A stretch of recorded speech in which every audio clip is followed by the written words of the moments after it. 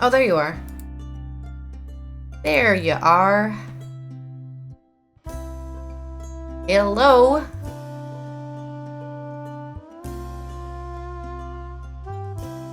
Hello. Good morning.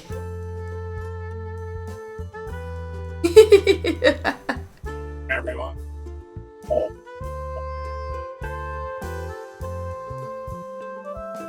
Hey.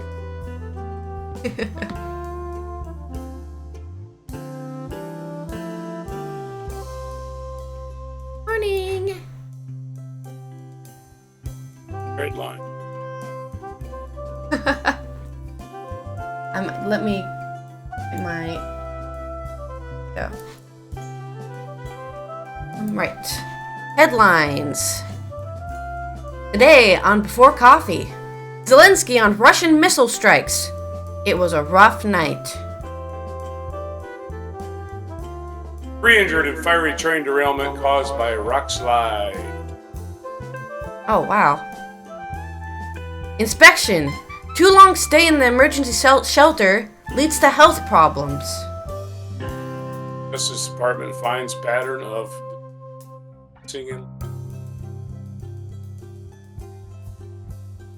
Flashing lights or even of power failure, Alliander warns of a full power grid failure.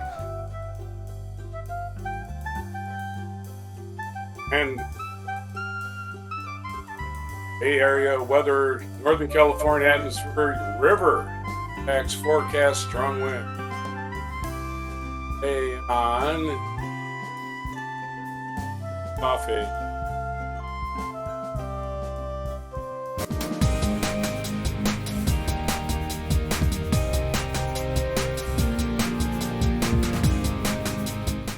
My sound better today? Yes, your sound is way better today. And All right. that will get into our first story about more conflicts in the Ukrainian war. Let's see. Go all the way back to the first, because this is like one of those live blogs, right, where they're just like giving you a time, and at 6 a.m. this time, so we're just going to scroll the way down to the beginning. Here we go. At 4 a.m., Russia carried out airstrikes on several regions of Ukraine last night, including the capital, Kyiv, and the port of the southern city of Odessa. Power has been lost in some affected areas as power facilities have been hit. According to the government of the northeastern region of Kharkiv, at least 15 Russian missiles have been fired at the city of the same name. The governor of the Odessa region also reports large-scale attacks. In addition to energy facilities, homes have also been affected, he said. The governor calls on the residents to stay in the bomb shelters because a second wave of attacks is expected. Explosions have been reported in the central city of Dnipro and Lutsk in the northwest. It is the first Russian attack of this magnitude in 3 weeks, internal news agencies report. At 9 a.m., the governor of the western Lviv region told AP news agency that at least 4 people were killed after a rocket hit a residential area. 1 person was also killed in the city of Dnipro. Emergency services in Zolochevsky would be busy pulling people from under the rubble. At 9:45 a.m., nearly 90,000 people signed up for the German Army list. This is an increase of 12% compared to 2021. Since the war in Ukraine started, more women and minors have registered. German Ministry of Defense emphasizes that young people under the age of 18 report to the Bundeswehr do not perform services which could require the independent use of weapons. Despite the increase of number of recruits, since they have not reached the pre-corona levels. In 2019, more than 20,000 people volunteered for the German army. Ukrainian President Zelensky says his country has had a rough night. A massive missile strike across the country, he writes on Telegram.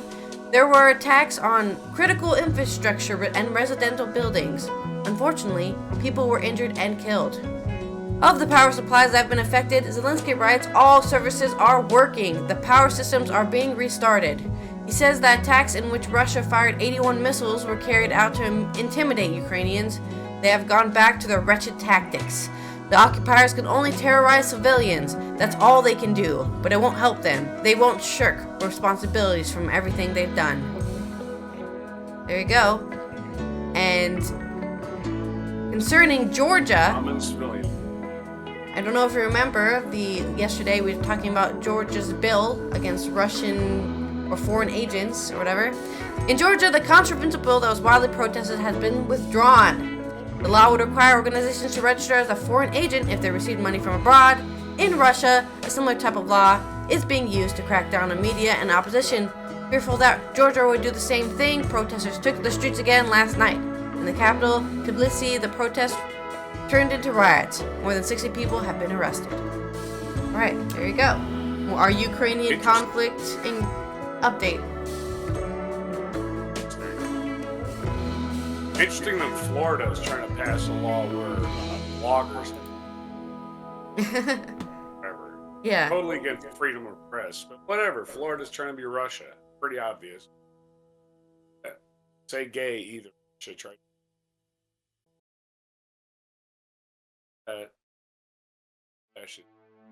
Okay. Your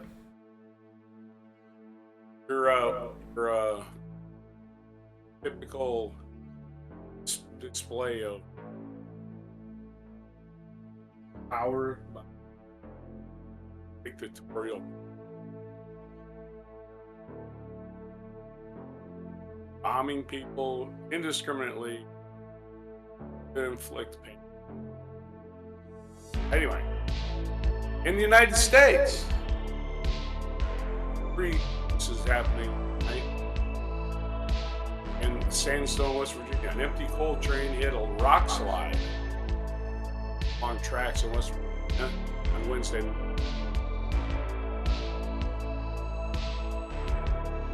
SX Transportation.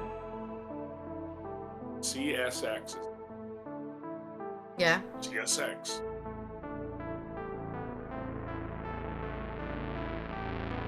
Four locomotives and 20 empty cars derailed near the New Rivers.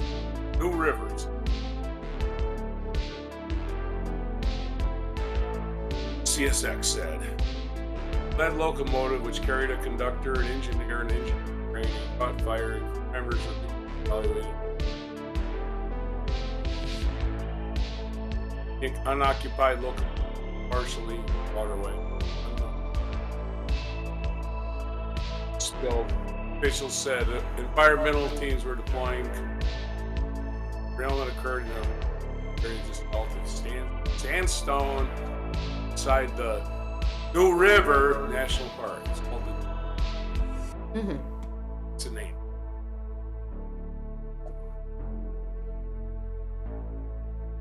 Name something in New River, it's automatically not even. Yeah.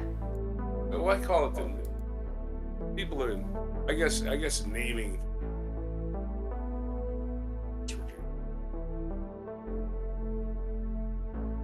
Several state agencies are monitoring the situation. Public water systems downstream have been notified of hazardous materials we pull their transport. There is no danger to the public.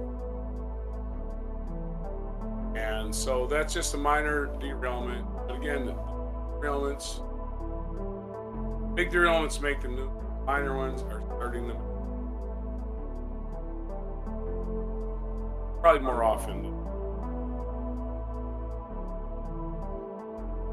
story. Sorry for the crappy story. Okay.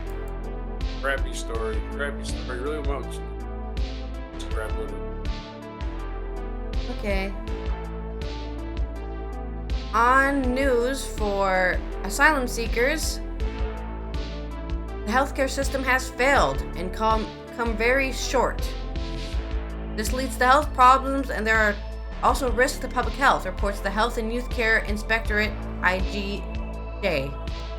The inspectorate visited 9 crisis emergency reception locations and made a series of recommendations. The problems are because people are in the emergency shelters longer than intended, the IGJ writes. The engaged employees do their utmost. They do everything possible to limit risk and provide decent care, the inspectorate writes, but the locations are simply not suitable for care that lasts longer than a week, while many residents have been living there for more than half a year now. The crisis emergency reception locations can only provide emergency medical assistance. This is also no medical intake or screening for tuberculosis. As a result, diabetes patients wait longer for help. People can transmit TB or other infectious disease such as scabies. Such as scabies.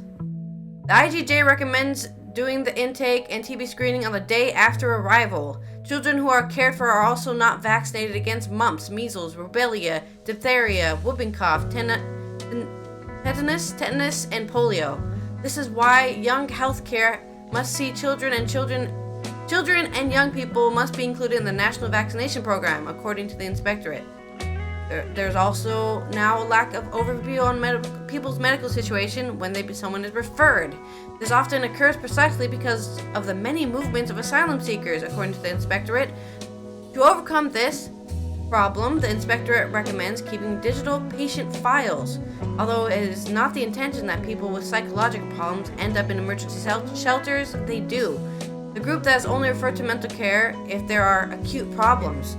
Because their circumstances in the emergency shelter also cause extreme mental pressure, the inspectorate recommends that vulnerable people be kept in emergency shelter for a short time as possible. Finally, hygiene in the center also leaves much to be desired, says the inspectorate. The sanitary facilities at some centers are difficult to keep clean, and due to the design of locations, an infection with infectious disease can easily spread further. In response, the Refugee Work Foundation calls the inspection report an important wake-up call for municipalities and State Secretary Van der Burg. It doesn't get any clearer. The way we currently receive refugees seriously damages their health. We find it indigestible, and the inspectorate raised their alarm about this in August last year. 8 months later, we don't seem to have made any progress. The foundation also refers to a court ruling last December. The court ruled that the COA was not given a term to put all reception conditions in order in the reception centers. But this did not apply to medical care, says the foundation. We think it is very important that this inspection report once again highlights how dire and harmful the emergency shelter is now. It has become an invisible crisis, but the urgency has not disappeared. The current form of temporary shelter is unsustainable. Refugee Work calls on municipalities to anticipate the so-called disruption law, which will come into force next year. This could eventually force municipalities to provide shelter for asylum seekers. This report shows that waiting longer is no longer an option, says Refugee Work, which also calls for immediate action to be taken on the problems reported by the inspectorate. So, Dutch people are not taking care of all the refugee and asylum seekers from all over the place, including Ukraine. And now the government has to put their hand in and say, no, you're gonna give them shelter. Yeah. Is it a crisis or? I think it's more like preemptive measures before an actual crisis, right? They inspected and they're like, this will lead to a crisis if we don't do something now. So this is all preventative. Okay, so this is from New York Times writer Washington. This Department of Louisville, Kentucky, engaged in a far-ranging pattern of discriminatory and abusive law enforcement practices. Justice Department said on Wednesday conducted an investigation prompted by the fatal shooting, damning 90-page report. Investigators painted a grim portrait of the Metro, telling a variety of shocking. They included the use of excessive force, searches based on invalid and so-called no-knock warrant. No-knock warrant. How is that even? Yeah. Unlawful car stops, Detentions and harassment of people during street sweep. Broad patterns of black people. Those with behavioral health problems. He's mentally ill. Beat him up. Yeah. Conduct of the police department has undermined its public safety drained its relationship. Eric B. Garland said in the conference occurring alongside the city's mayor and alongside acting. This conduct is unacceptable. It's heartbreaking. The department's findings said were succinctly captured by an unnamed police leader shortly after it. Breonna Taylor was a symptom of problems that we have had for. Findings in Louisville released a backlash against the reform movement galvanized by police killings. The writer capitalized black.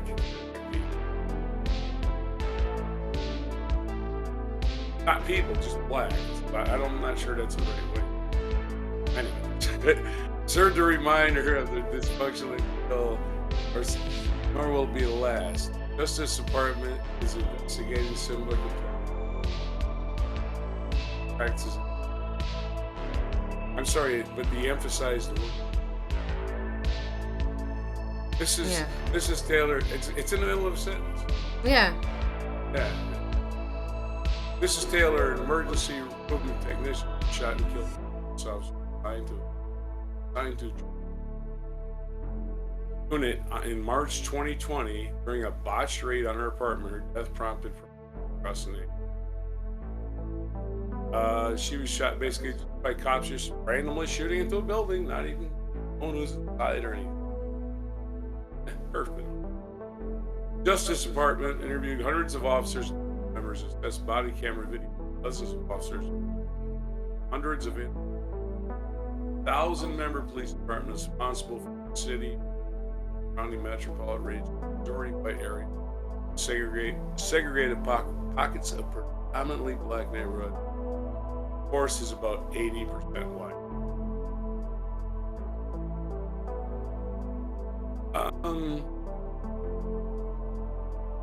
One woman told the Justice Department that she informed police officers that a narcotics detective was extorting sex from her daughter to other women. He had accused of drug possession. The accusation was unfounded, proved to be true 5 years later. That when 3 more women came to similar accusation, signed but was never positive. Justice Department praised the dedication of youth responsible for violence against sexual assaults, but said their work was undermined by budget cuts and consolidated, disparate increased caseload, forcing detectives to investigate crimes which had no training. The abuse, Mr. Clark said, extended to people with mental illness by the city who were mistreated, mocked by officers. Besides one example, a man with behavioral issues arrested 5 times in 2 years. Some of those encounters of needlessly escalated this and used unreasonable force. He later died in custody. This is just one one incident, and a burly officer physically assaulted a distraught and intoxicated 110-pound woman, crying, yelling, all city. On.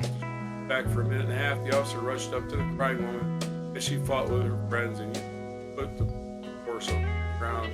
He then beat her face with his flashlight over and over again and tried to bite the officer. She tried to bite the outside of a heavy shoe. Wow, that's going to hurt him. Severely. Yeah, really dangerous. The officer was not disciplined. There's quite a few injured.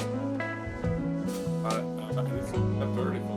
A lot of incidents. Times, right? We don't have time here to cover all of them. Yeah.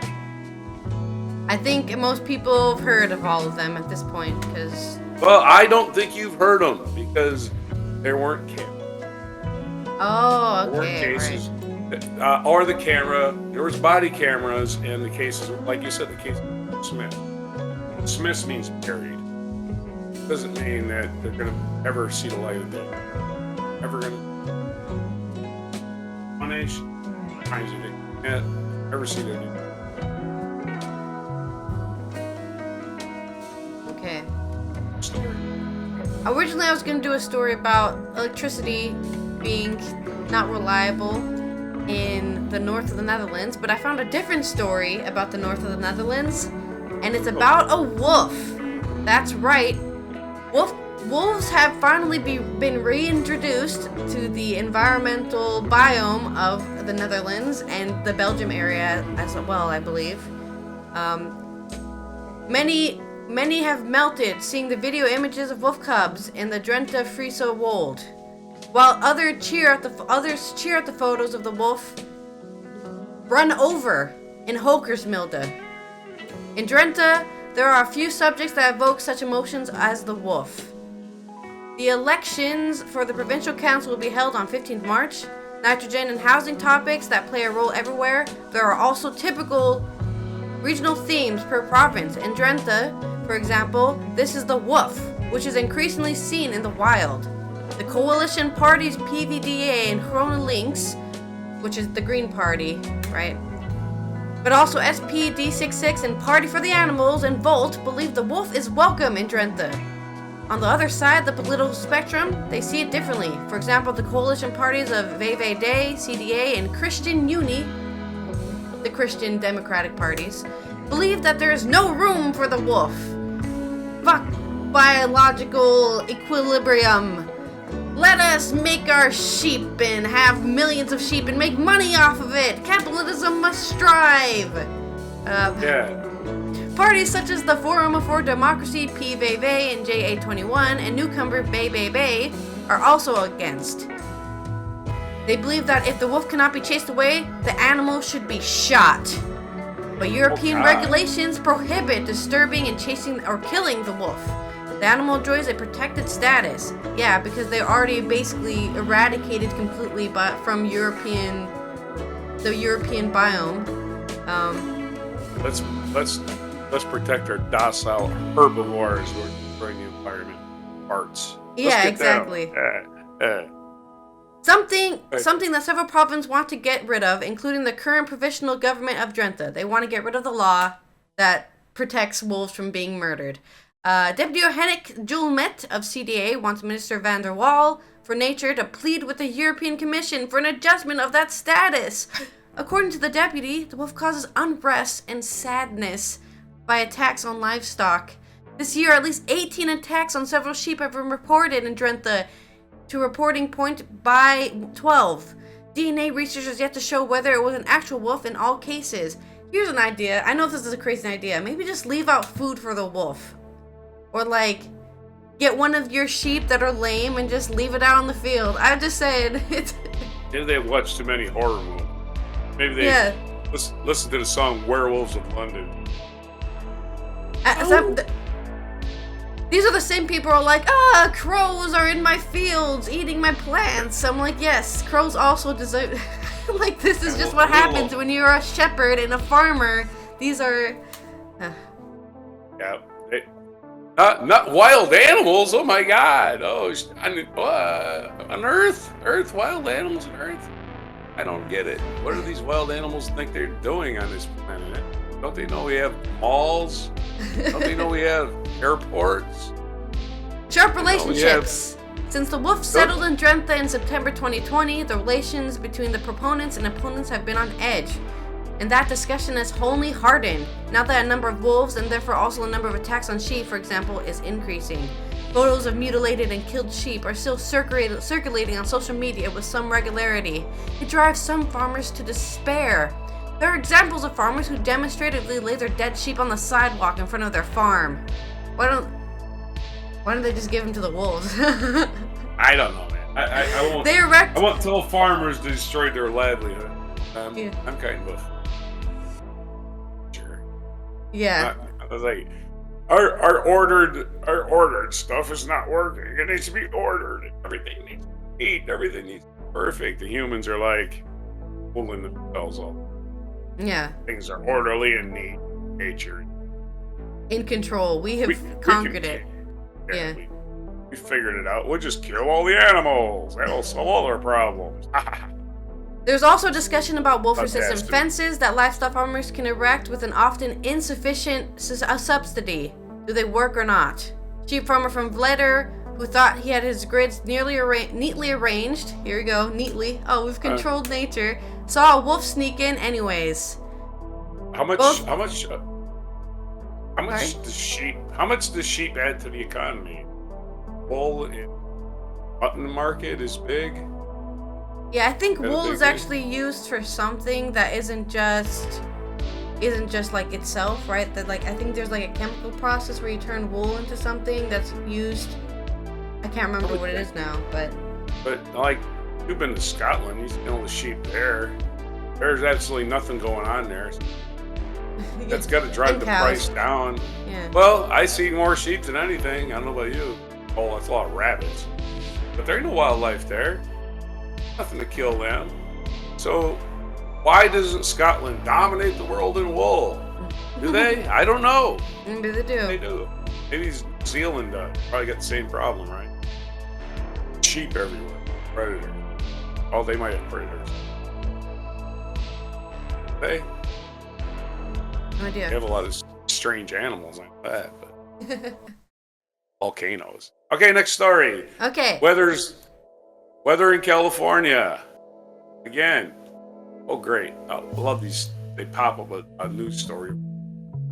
California was plagued by devastating drought for months. Now, after a series of atmospheric rivers, winter storms, the state is being thrashed by significant snow and rain, and it's about to get more intense.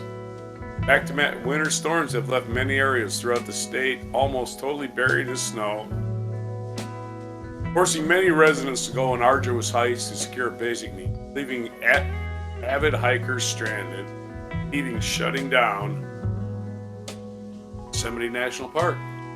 The Weather Channel reports that a storm system will continue to dump more snow through Wednesday before an atmospheric river emerges in the region Thursday. Winter storm will also get extra fuel by tapping into a long plume of deep moisture known as an atmospheric river. Weather Channel said that in this case, the ribbon of moisture will stretch over 1,000 miles long near Hawaii. Meteorologists often call the Pineapple Express. Oh, is that where that brand of ganja got its name? Yeah, I guess so. The National Weather Service has warned that the combining atmospheric river and winter storm system, heavy rain and high snow levels. This will be a warm storm system, rain falling on existing snowpack up to 1,000. Highest snow level. Now, when it says that snowpack's 800 feet, I mean the snowpack itself is 800. That means the level of the mountains where the snowpack is. Very, very confusing. Areas in elevations below 5,000 feet are expected to see the most snowmelt, while waterways in the western Sierra Nevada most vulnerable to flooding. So we're going to have rain and we're going to have snow melt. Lots of rain already. Lots of water. Gonna hit. If there wasn't already snow that it was going to hit, when it melt when it hits, we're going to see flooding, we're going to see landslides, we're going to see avalanche. It's ice storm. It's going to be bad. Most of California is at risk of excessive rain in the coming days, according to Weather Center's outlook. Moderate risk of excessive rainfall and excessive rainfall in central California starting Thursday because of an atmospheric river changes. In other words, the drought in California is Yeah. until the next one. California. Until the next one. Yeah. Okay. Story. Or on this day, we can go on this day to run out of Well, time. let me do my daily media in media news. Israeli actor Topol from Fiddler on the Roof has passed away. Chaim Topol has died in Tel Aviv at the age of 87. Under his surname alone, he became the world famous through Broadway and Hollywood with the role of Tevi in Fiddler on the Roof, known in Dutch as Anta Veka. The play tells the story of a Jewish milkman who desperately tries to hold on to his traditions in a Russian shtetl despite the changing times and growing anti-Semitism. The song "If I Were a Rich Man," la la la, they don't do that. They don't do that in the actual. Became the most famous song for the musical. Yeah, which was performed thousands of times on Broadway and in London's West End. Topol was still in his 30s when he first took on the role of the elderly milkman, so at first he needed a lot of makeup, since he continued to play the role well into his old age. Later, it took less and less to turn Topol into Tevye. This last happened in 2009. Topol also played the leading role in Norman Jewison's 1971 film adaptation. It earned him an Oscar nomination, but the award went to Gene Hackman for his performance in The French Connection. Topol did not win the Golden Globe for this role. Oh, what a shame. Born in Tel Aviv. I'm sorry? Adaptation. Oh, correcting the word for adaptation. Yeah, go ahead.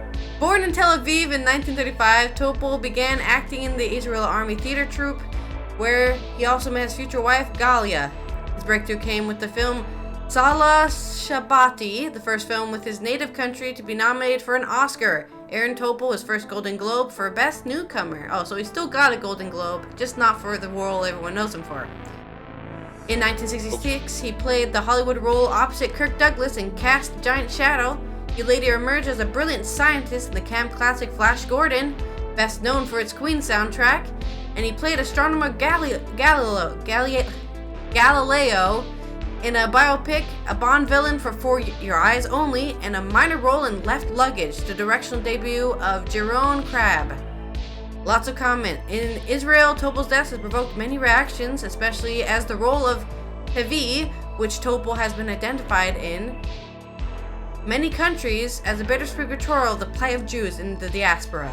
We laughed and we cried at the same time about the deepest wounds in Israeli society. Politician Benny Gantz typified Topol's influence. President Herzog calls Topol one of the country's most important actors. He filled the silver screen and our hearts with his radiance. That's it. In this day in history. How old was he? How old was he? He ended up 87. 87, a ripe old. Yeah. Okay, well, rest in this day in history. Place we've been to recently. 430 BC, Parthenon was consecrated in it. Oh, yeah, nice. So, I don't, your math. BC. 2023, but plus 432 years, whatever. At 2,455 years ago. Right. Also on this day, Pancho Villa invaded Columbus, New Mexico. Mm-hmm. Yeah. Mexican, I guess, war general. Yeah. And raided Columbus, New Mexico, killed a couple of them. And was chased into Mexico by Jack Pershing, Fort Bliss, Texas. 60, right before World War. American jazz saxophonist, composer, and band leader Ornette Coleman was born in Fort Worth, Texas in 1930. Yuri Gagarin, the first man to travel in space, was born in 1934. Happy birthday, Yuri Gagarin. Happy birthday. Well, first man in space. American chess master Bobby Fischer, who beat the Russian, what's his name? Boris Spassky. Mm-hmm. He was born in 1943. 1945, the U.S. Armed Forces firebombed Tokyo with napalm, killing 80,000 civilians. Wow. War is hell.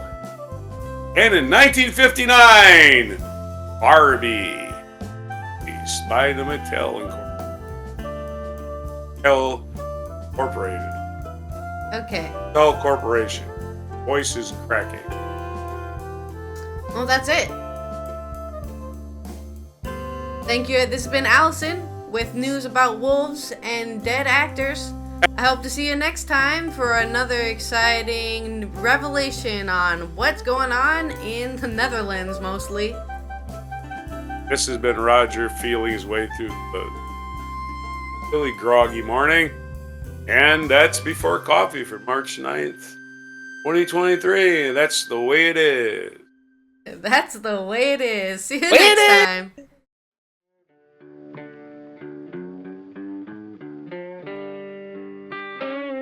Be sure to hit the like, subscribe, and notify buttons. And follow our other channels, Toxic Alley, History of Gravy, and Scratchy Old Records.